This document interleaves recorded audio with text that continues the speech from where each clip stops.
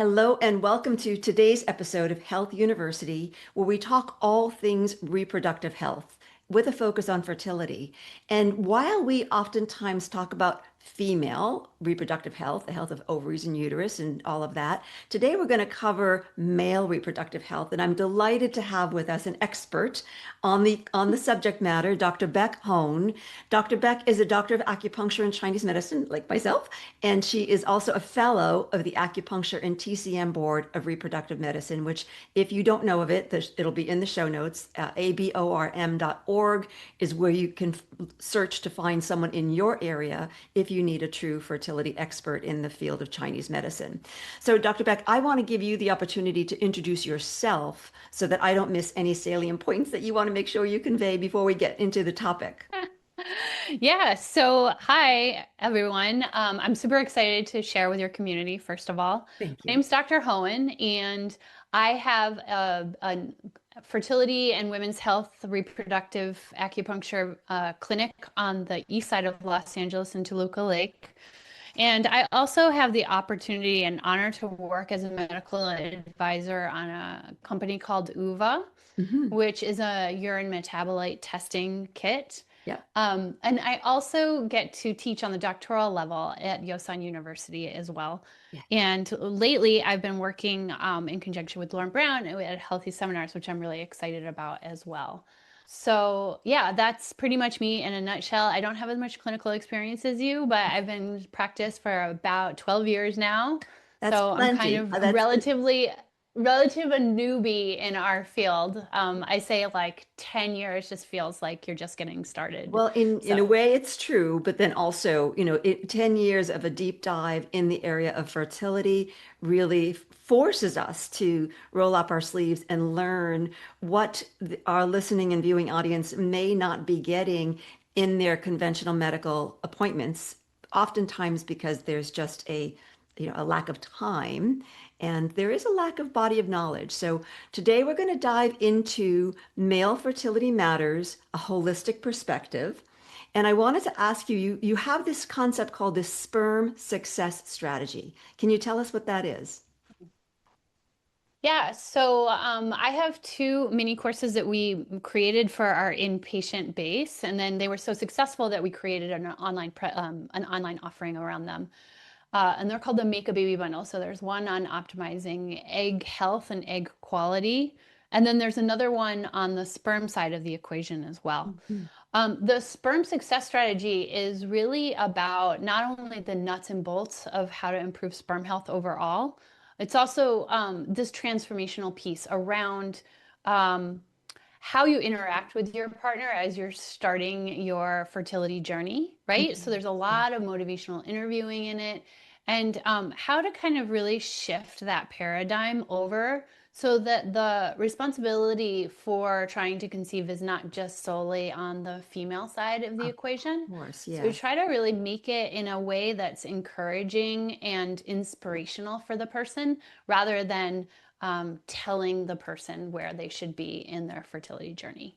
Absolutely. And truly, you touched upon something really crucial, I think, in that when someone is struggling, when a couple is struggling with fertility, it can really have, an impact, an adverse impact, a stress on their communications and their relationship. And in my experience, oftentimes the male partner feels quite left out of the process because the focus is on the person with ovaries and uterus. And so I love the idea that your courses are almost, I won't say forcing, fostering an opportunity for each learning about themselves and the other in in their fertility undertaking, because it's going to last much longer than baby making time, right? This is about their longevity health as well.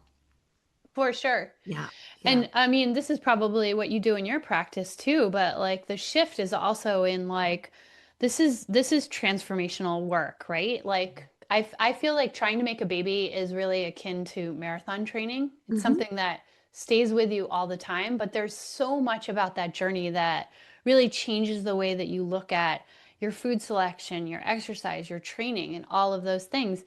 And it's really cool to see again being in clinical practice for this amount of time is like now we have people coming on for baby number two. And they have like, they're like, oh, Dr. Hoen, we got it. Like, we know all of your things that you're going to tell us. And so they have those tools and they're set up right for that second baby. And so it's really about transformation and quality of life as opposed to really like, holy shit, my sperm's got to get better. And sorry Right. if we're allowed to swear on this show. That's I just quite all realized right. that I just, But you're no, you make a good point because it's far beyond the positive pregnancy test, right? This is about yeah. creating before conception the healthy sperm, healthy egg that will create the healthy embryo, fetus, baby, family, future. So I really I think that you make a good point. And we are human, right? So between baby number one and desiring baby number two, there are likely things that have slipped through the cracks, patterns of lifestyle that maybe have shifted, a little bit of Netflix at night without wearing the blue light blockers and all of that kind of thing. Baby's down, so finally I get to, take care of myself, but not realizing they're forfeiting important sleep time, all of that kind of thing. So having you to come back to say, okay, well, wait a minute, let's take a look at the whole picture again, because something may have changed in your patterns, because we in Chinese medicine use patterns as opposed to straight to a diagnosis. We find the different patterns within the diagnosis and see what might need to be tweaked in order to make the best environment for baby number two or more. Yes. Yeah. So Beautifully said. yeah. So let's talk about male infertility and male Yeah. fertility. And I want to ask you, what do you find to be some of the biggest misconceptions when a couple is trying to conceive Yeah. surrounding male fertility? Yeah, so I find it like really incredible. And this is like it's almost like a dogma piece, right? So we're so in the West indoctrinated in this culture of lab values and like the kind of this edict that comes out from our doctor, Mhm. right? Which is like, it's still that like, oh, the doctor's word is law. And that's like, we're really kind of still battling that. But also, we're just looking at test numbers a lot, right? So, like, a marker is a marker for people, and that is the truth. And then after that marker, it results in some sort of like report, then it's like, okay, cool, I'm fine. I don't have to do anything, right? So this is another, this is more, this is not, this is maybe a little bit more esoteric than you were expecting, but No, no, no. so remember that the World Health Organization has a committee, and every 10 years they gather and they say, okay, because infertility is a global public health issue, and everyone's semen parameters are the sperm parameters are going down every year. We're just Radically. going to lower those parameters every 10 years, right? So just to clarify, the semen analysis of today would not even be deemed fertile 10 years ago. Wow.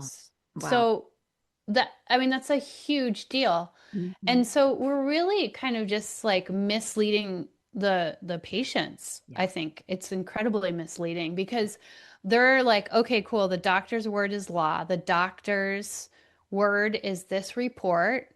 I've Hmm. created this report, and this is that false sense of security that's happening, where Right. it's like then right away we're only serving the male factor, the male part of the population by this one test that's Hmm. not very comprehensive, that Hmm. doesn't look at other things, right? Hmm. Yeah. Um, and because it's just like that word is the law, we're not looking beyond that test, right? Right.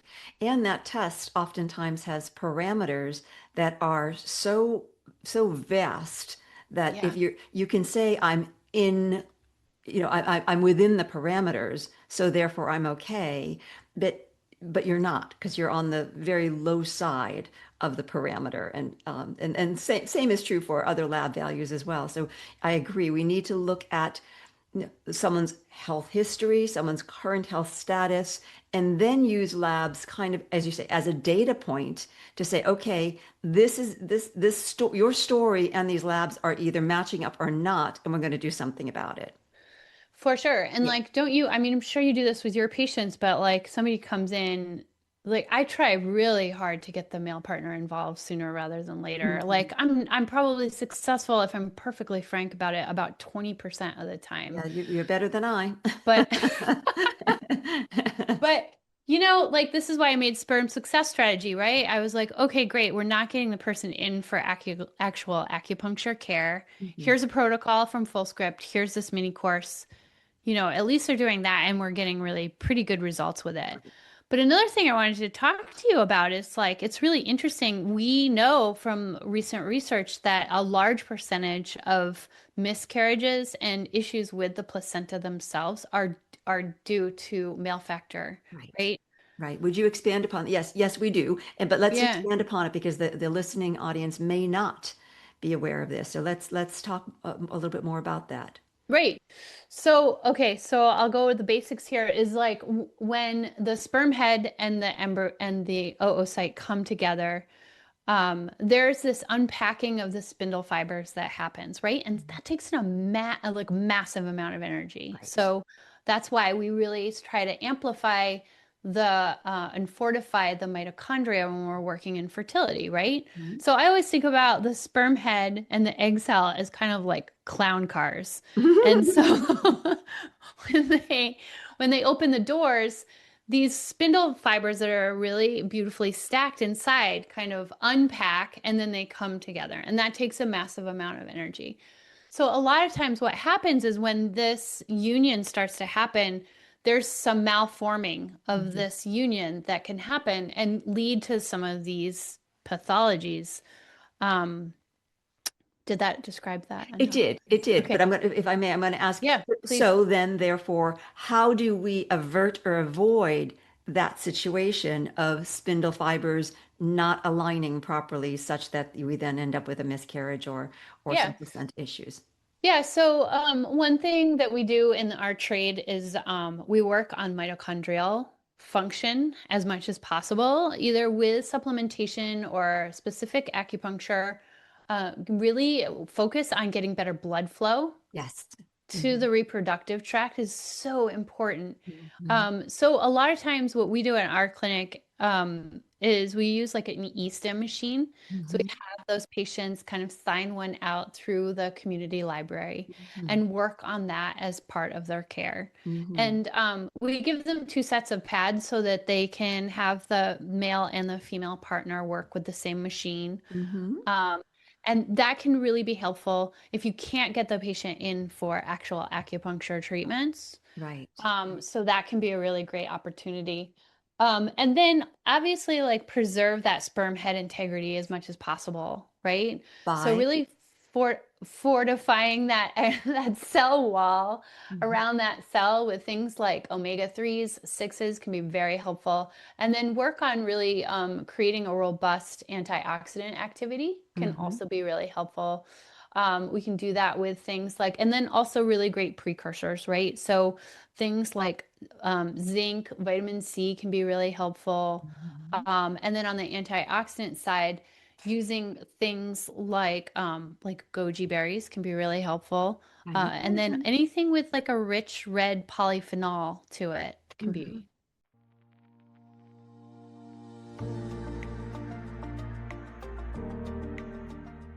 Hey, thanks for spending your time with us here at Health University.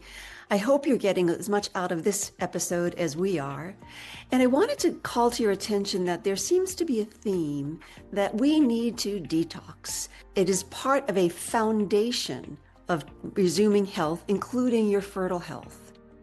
So I've put together a free 28-day detox masterclass that you can access by clicking on the link below. I'm sure you'll get so much out of it. And as I say, I think that it is really critical to begin with a 28-day gentle detox. And now let's go back to our show. And in Chinese medicine, we do get a little esoteric in our training, which I think Yeah. is actually quite lovely and poetic, and then is always proven in research decades or hundreds of decades later to say that yes, if something is, deep and rich and red in color, including red meat, again, provided that you also are testing to make sure it's pesticide free and hormone free and all of these things. So the onus is upon us to not just go grab something. We need to grab healthy choices. But those red quality fruits, vegetables, proteins, we say nourish the blood because blood is red. And so Yeah. that might sound pretty simplistic. We also say that foods that are orange nourish the digestive system, but we also know that those are tend to be rich, especially in the vegetables and fruits, in beta carotene, which Maybe is very, carotene. yeah, very fortifying. So while our languaging might sound simplistic and poetic, it's actually quite based in science. Yeah. Oh, Yeah, I love that. I love yeah, that you said yeah, that. yeah. Yeah. So let's talk a little bit about some practical steps the men can take for themselves. Like, is there a three-step plan or a five-step plan in your course? Yeah. So we always start pretty much through like data gathering as the first kind of piece of treatment.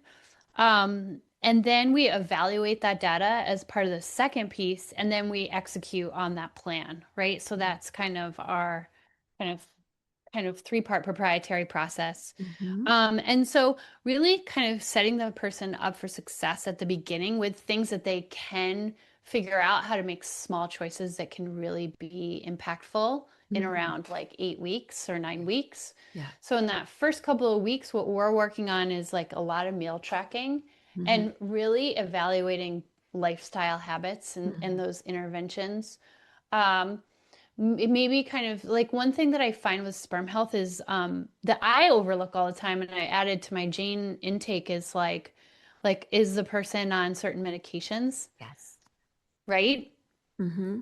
So again, because it's like like for female fertility, like as all of us do, is like we're under that thing with like a microscope, and Hmm. then when it's male factor, you're like, uh-huh, right? Like I'm so sorry, like I do that all the time, but making sure that I had that layer of checking Yeah. in my own intake form was really helpful. We Right. find a lot of things like allergy medications, believe it Hmm. or not, and hair growth and hair Right. loss things. Hmm. Um, so those are like the primary ones that can do it. And then also sometimes NSAIDs, right?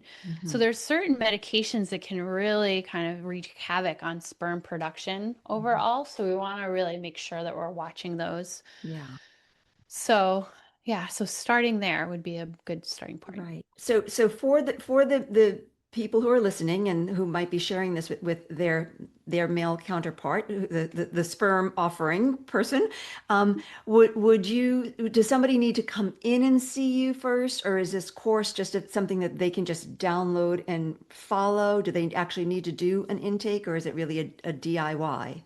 Yeah, it's pretty DIY Okay. actually, to be honest. I don't know how you run it in your clinic, but um yeah, and I mean that's why we've found that we weren't getting people in for the acupuncture treatments Hmm. themselves and for those things. And so that's why we created all of these alternatives. Beautiful. Yep. Um Yep. and so it just really meets the patient where they're at Yeah. in that Yeah, it's moment. true. Some people just do not have the time or other resource to come in for a weekly appointment. Yeah. And yet, as you say, blood flow, blood flow, blood flow is so required during this menstrual cycle for the female, this time, fertile time that they want to try to conceive. If we can just help them get blood flow to their reproductive organs, and that blood flow is nutrient dense because they're eating Uh, healthy foods, we're doing them a world of good. And yeah. hydration as well, of course. That's Yeah. something that I have found, especially with men. They tend to be less conscious of their hydration. The Oh, females are interesting. coming in to my office with their big Stanley, quart size. They could do bicep curls, with them as well. But the gents seem not to be as inclined, and so I have to remind them Yeah. that they too are made mostly of water, and their cells need that water to flush debris and get nutrients back in. So yeah. Yeah. Mhm. I was going to ask you actually, do you do a lot of herbs as an I intervention along Well, with? I do herbs except when someone is going through an IVF cycle, Mhm. because up here in the Northern California area, the docs, and I respect this, they need to know that they have got all the variables sort of under control, and they know what's going to do what. And so if there's time, I'll do herbs prior.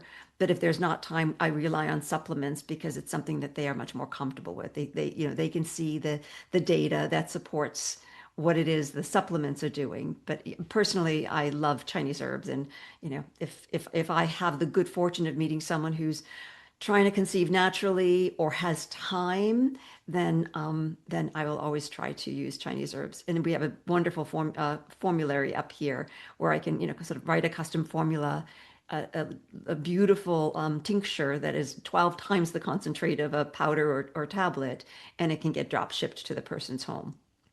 That's Yeah, incredible.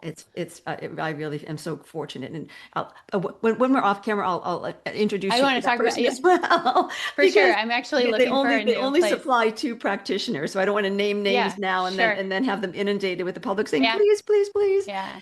So Well, what I was gonna, I'm yes, so sorry. I was gonna yeah, say one thing really quickly. It was this really interesting case study, and I kind of want to write it up as a case study because it's mhm, so interesting yeah, for male health. Um, so we had a vet um, as a patient, and we started them. They had a PTSD, mm. right?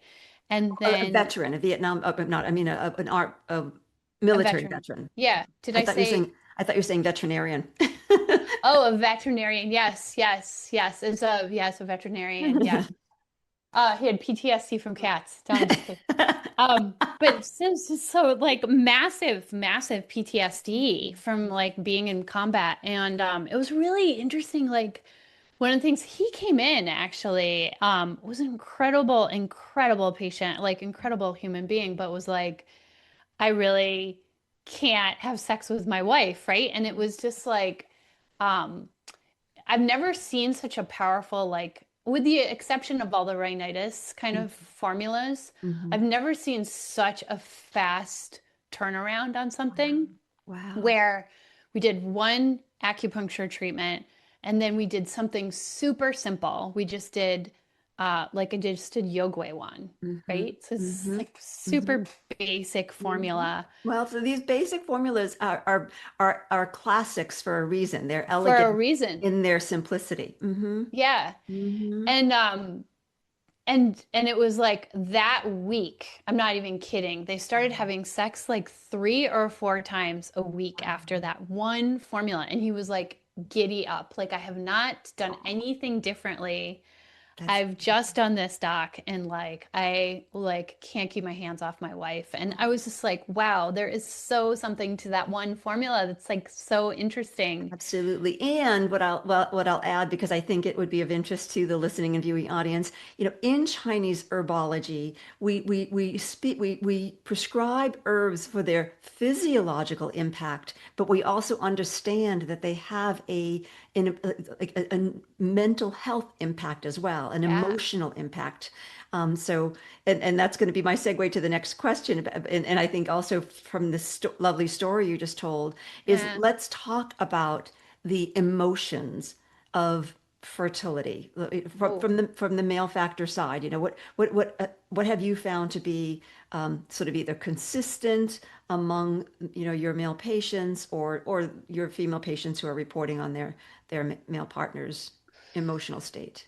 Yeah, so there is like a lot of frustration to say Mhm. the least, right? It's like there's a lot of resentment that comes up on the female side. It's like I'm doing all of these things and this person's not doing anything. I mean, Mhm. that's very telling right Mhm. away, right? Mhm. Um, and then there's weird things around, like, oh, this again, the common one for me is like this kind of standoffish attitude or lack of involvement, where Mhm. it's just like, well, the fertility doctor told me that everything was fine, so I'm gonna keep doing business as usual. Mm. And it's like, I try so hard to combat this, and I just really have not figured out the right language for this. I literally take uh, Chris Voss's negotiation class on masterclass about this because I'm like, how do I get them to understand that it's like this, like, and then I end up just telling the person, like, hey, you've got to do it this way for this reason. Hmm.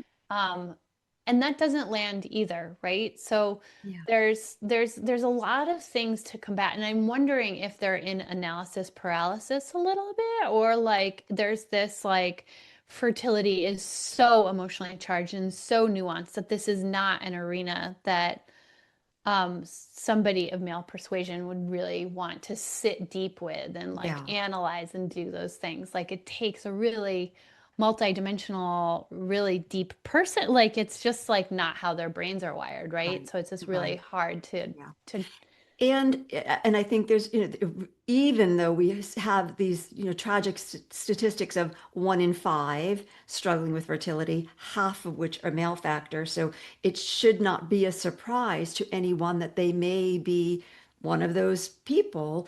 Still, there is shame and stigma around it. And so there is this tendency, I think, especially for because of how our society talks to men and talks about males, is that uh, that either something's wrong with them, or thank God something's not wrong with them, and so therefore it's only their female partner. But they lose that opportunity to take this moment where they're trying to do something together, and instead kind of separate a little bit further during this process because it's such a stressful process at the get-go. Nobody goes into wanting their baby making years to be struggling with fertility and going to IVF and all of these things. It just is, challenging at the get-go. But you make a great point that it could be a portal of opening in their relationship yeah. that deepens their relationship, that says, wow, we took this on together,